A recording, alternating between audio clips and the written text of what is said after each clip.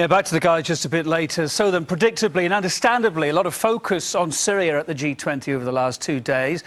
The latest from Syria then tonight. Government forces are battling al-Qaeda-linked rebels who attacked a Christian village earlier this week. Malula is home to some of the world's oldest Christian sanctuaries. It's one of the few places where Aramaic, said to be the language of Christ, is still spoken. Rebels have now been forced out there, but fierce clashes continue. Maria Fanoshina reports from Damascus. We tried to get to Malula village shortly after we heard that the clashes erupted there. It's just 1 hour drive from Damascus, north of the capital. But we were stopped by the army and warned that it could be a one-way ticket because, first of all, the road from Damascus to Malula is not safe. But even if we are lucky enough to get to the village, the clashes still continue there, and there are still some snipers who are active on the ground. So the situation is very dangerous.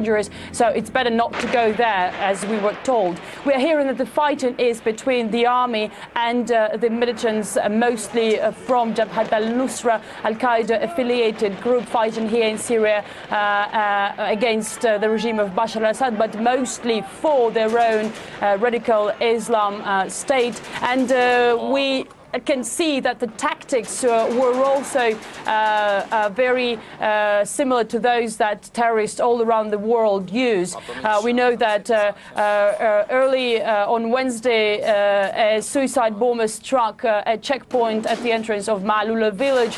And after a car exploded at the checkpoint, the militants of Behead al-Nusra stormed in. And we have online video, and I hope you can see it right now, showing rebels entering the city, and residents have been telling media that the same day the militants managed to take over a mountaintop Safir hotel, and they've been firing from that strategic point. What we know is that Malula village is a very special place, not only speaking in terms of Syrian reality, but internationally speaking. It is home to an Orthodox shrine, a 4th century Catholic church, and dozens of mosques where residents, local residents in the shops and during their daily life, they speak Aramaic, the language that Jesus Christ believed to speak. So, of course, the whole Christian community,